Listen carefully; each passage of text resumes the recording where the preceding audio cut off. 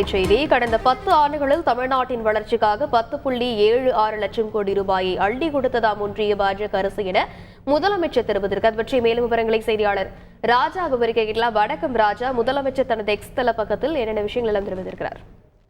வணக்கம். தமிழக முதல்வரும் திமுக தலைவருமான மு.க. ஸ்டாலின் தனது எக்ஸ் தளத்தில் கடந்த 10 ஆண்டுகளில் தமிழ்நாட்டின் வளர்ச்சிக்காக 10.76 லட்சம் கோடி ரூபாயை அள்ளி கொடுத்ததாக ஒன்றிய பாஜக அரசு கூறியது. இது அபட்டமான பொய் கணக்கு.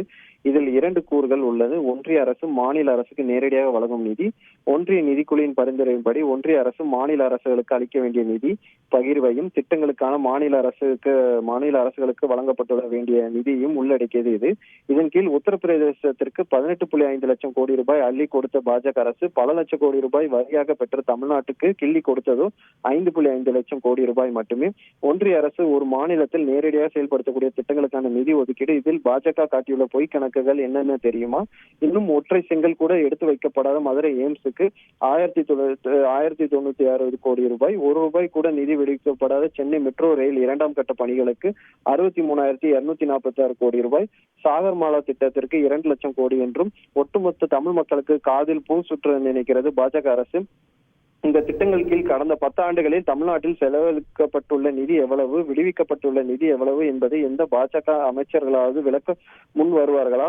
இவர்கள் எல்லாம் மகுடம் வைத்தது போல் எடுத்து விடுக்கப்பட்ட அநியாய பொய். அடுத்து தமிழ் உழைப்பாலும்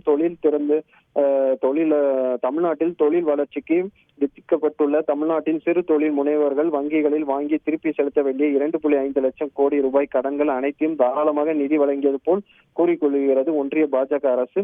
எத்தனை பொய்களை தான் நாடு தாங்கும்? எங்கள் காதுகள் பாவம் இல்லையா என்று தமிழக முதல்வர் பதிவிட்டுள்ளார். விரிவான விவரங்களுக்கு நன்றி ராஜா. செய்திகளை உடனுக்குடன் தெரிந்து கொள்ள உடனே சப்ஸ்கிரைப் பண்ணுங்க.